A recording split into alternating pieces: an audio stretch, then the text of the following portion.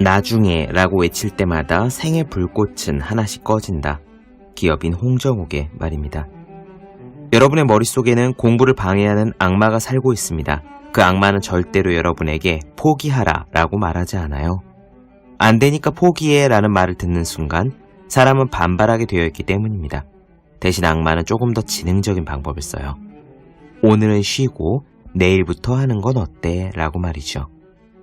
포기하라 라는 말은 위협적입니다. 하지만 내일부터 라는 말은 달콤해요. 이 세상은 영원히 미루는 사람들로 가득합니다. 달콤한 꿀을 핥다가 날개가 엉겨붙어 꼼짝 못하는 파리처럼 그들은 게으름에 완벽하게 들러붙고 나서야 잘못을 깨닫게 될 겁니다.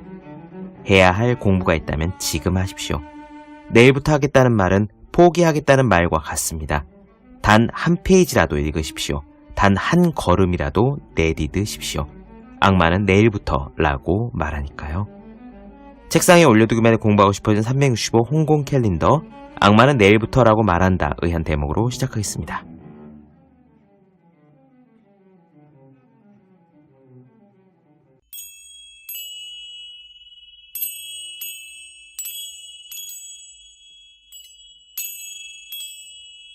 네, 안녕하세요. 본격 공부작업 팟캐스트 서울대는 어떻게 공부하는가 한지우입니다. 우리는 지금 프레데리케 파브리티우스 한스 하게만의 뇌를 읽다 살펴보고 있습니다.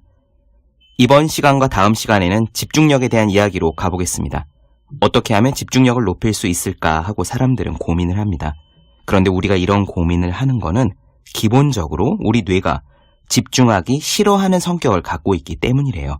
마치 물에 잉크를 떨어뜨리면 잉크가 퍼지듯이, 담배 연기를 공중에 뿜으면 연기가 퍼지듯이 우리의 뇌는 본래 집중의 반대 방향으로 움직이게 진화되어 왔습니다. 왜 그럴까요? 간단합니다. 생존을 위해서 그게 유리하기 때문이에요.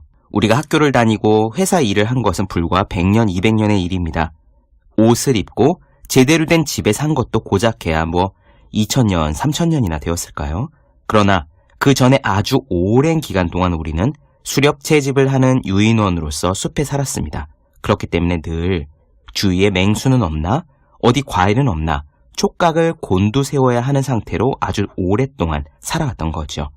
집중이 안 되는 게 우리의 뇌인 겁니다.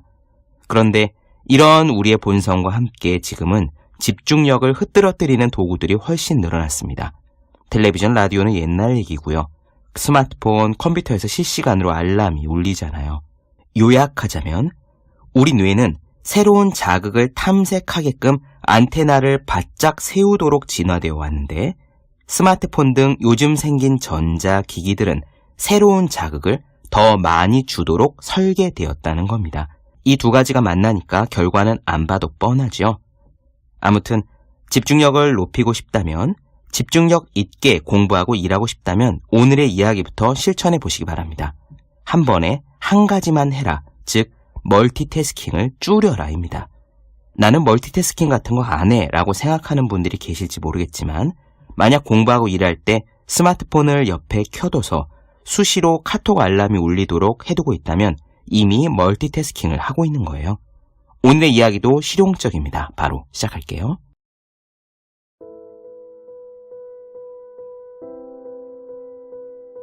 당신이 이 책에 집중할 수 있는 것은 서로 다른 두 가지의 두뇌 메커니즘 조합 덕분이다. 한 메커니즘은 집중하는 채널이고, 다른 하나는 당신이 무시하고 싶어하는 신호를 억제시킨다.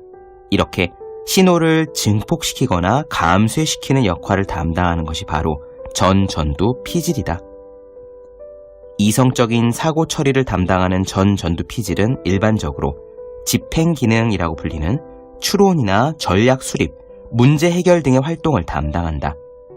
진화론적인 관점에서 전전두 피질은 두뇌에서 가장 어린 부위다. 겨우 50만 년 전에야 완전히 발달한 전전두 피질은 인류를 대부분의 동물과 구분시키는 영역이다. 전전두 피질이 뇌에서 가장 늦게 성숙하는 부위라는 점도 흥미롭다. 실제로 어떤 사람들의 경우는 20대가 되어서야 완전히 성숙한다고 한다. 10대 자녀를 키워본 사람이라면 누구나 이성적인 사고 능력이 늦게 발달하는 게 얼마나 골치 아픈 일인지 잘 알 것이다. 우리가 일반적으로 사고라는 개념에 대해 생각할 때 우리는 전두피지를 생각하고 있는 것이다. 어떤 사람들은 이 말을 듣고 놀랄지도 모르겠지만 우리의 뇌는 컴퓨터가 아니다. 사실 거의 모든 면에서 뇌는 컴퓨터보다 훨씬 우월하다. 하지만 컴퓨터가 단연 앞서는 영역이 최소한 한 가지는 있다. 멀티태스킹이라는 용어는 본래 동시에 한 개 이상의 프로그램을 구동할 수 있는 운영 체계를 뜻하는 컴퓨터 용어였다. 우리가 컴퓨터를 하면서 너무 많은 시간을 보내기 때문에 멀티태스킹이라는 개념이 컴퓨터 세계에서 인간 세계로 넘어와 일반적인 용어로 사용되기 시작했다. 우리가 컴퓨터를 하면서 너무 많은 시간을 보내기 때문에 멀티태스킹이라는 개념은 컴퓨터 세계에서 인간 세계로 넘어와 일반적인 용어로 사용되기 시작했다. 그런데 작은 문제가 하나 있다. 사실 인간은 멀티태스킹을 할 수 없다. 우리 모두에게는 멀티태스킹을 멋지게 해내는 지인이 있을지도 모른다. 그러나 사실 그들이 수행하는 활동 중에 하나는 두뇌의 다른 영역에서 처리되는 경우가 대부분이다. 엄격히 말하자면 그건 멀티태스킹이 아니다. 우리가 말하는 멀티태스킹은 계획이나 숙고, 추론 등의 능력을 담당하는 전두피질의 활동만을 뜻하며 전두피질에서 이루어지는 진정한 의미의 멀티태스킹은 실현이 불가능하다. 당신이 멀티태스킹이라고 생각했던 것들은 아마 다양한 활동 사이에서 빠르게 집중력을 옮겨 다니는 순차적인 과업의 전환이었을 것이다.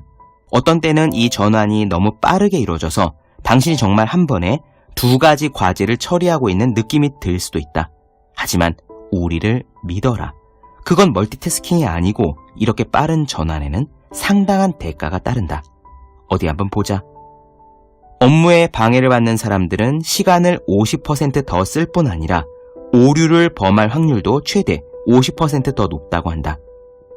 하나의 업무에서 다른 업무로 전환했다가 다시 원래 업무로 돌아오는 과정에는 몇 초가 소요된다.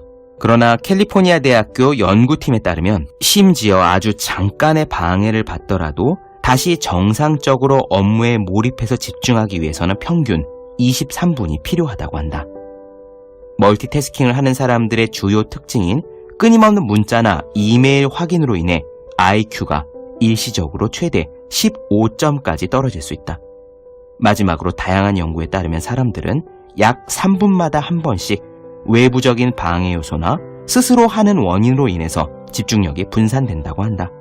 이런 멀티태스킹은 생명에 치명적이기도 하다. 2008년 LA에서 통근열차가 화물열차와 충돌해서 25명의 승객이 사망하는 사고가 발생했다. 사망자 중에는 사고 당시에 문자를 보내다가 경고 신호를 놓친 열차의 승무원도 포함되어 있었다. 그는 충돌이 일어나기 약 80초 전에 마지막 문자 메시지를 수신했다고 한다. 물론 운전 중에 휴대폰을 사용하는 사람들 대다수에게 사고는 일어나지 않을 것이다. 그러나 이 말을 다르게 표현하면 그들은 사고가 일어날 때까지 멀티태스킹을 멈추지 않을 것이다. 또 멀티태스킹은 뇌를 손상시킨다. 멀티태스킹은 단기적인 문제뿐만 아니라 장기적인 문제를 유발할 수도 있다. 지속적으로 멀티태스킹을 하게 하는 주 원인인 다른 곳으로 주의를 돌리고 싶은 유혹은 차단이 쉽지 않다. 그 결과 심지어 당신이 멀티태스킹을 하지 않고 있을 때도 집중력을 발휘하는 것이 어려워질 수 있다. 부정적인 효과를 말하는 증거가 이렇게 많은데도 우리가 여전히 멀티태스킹을 하는 이유는 무엇일까? 그것은 우리의 두뇌에 새로운 자극을 찾으려는 강한 욕구가 있기 때문이다. 우리가 주의를 분산시키는 요인에 반응을 하면 도파민이 분출된다. 스탠퍼드 대학 교수인 러셀 폴드렉은 도파민을 가리켜서 탐욕스러운 신경 전달 물질이라고 표현한 적이 있다. 즉, 새로운 자극 없이는 지루함을 느낄 수 있다는 뜻이다. 늘 그렇듯 이러한 속성의 근원에는 생존이라는 문제가 있다. 우리 조상들이 식사를 준비하거나 오두막을 짓는 동안에 갑자기 잠재 위협이 나타난다면 잔잔히 처리해야 하는 과업보다는 생존과 같이 더욱 즉각적인 조치가 필요한 문제로 주의를 전환시켜야 했다. 안타깝게도 새로운 이메일을 알리는 경고음은 먼 옛날 사나운 맹수의 소리와 똑같은 기능을 우리에게 하고 있다. 우리의 두뇌는 주의를 분산시키는 대상들을 탐지하는 기기이며 이메일이나 스마트폰은 자극을 생성하는 기계인 것이다. 이 두 가지가 합쳐진다면 2배로 나쁜 소식이 아닐까?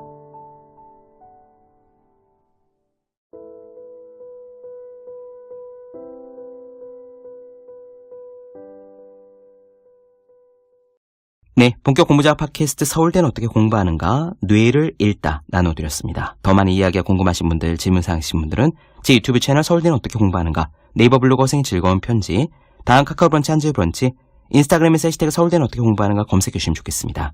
또 학생, 수험생, 취준생, 직장인 등등 공부하시는 모든 분들을 위해서 어떻게 공부하는 게 효율적인 설명한 혼자 하는 공부의 정석, 그리고 책상에 올려두기만 해도 공부하고 싶어지는 365 홍콩 캘린더 아직 읽지 않으셨다면 꼭 한번 읽어보셨으면 좋겠습니다. 분명 도움이 되실 거예요. 그럼 오늘은 여기까지 하겠습니다. 전 다음 시간에 뵐게요. 여러분 모두 열심히 공부하십시오. 저도 열심히 하겠습니다.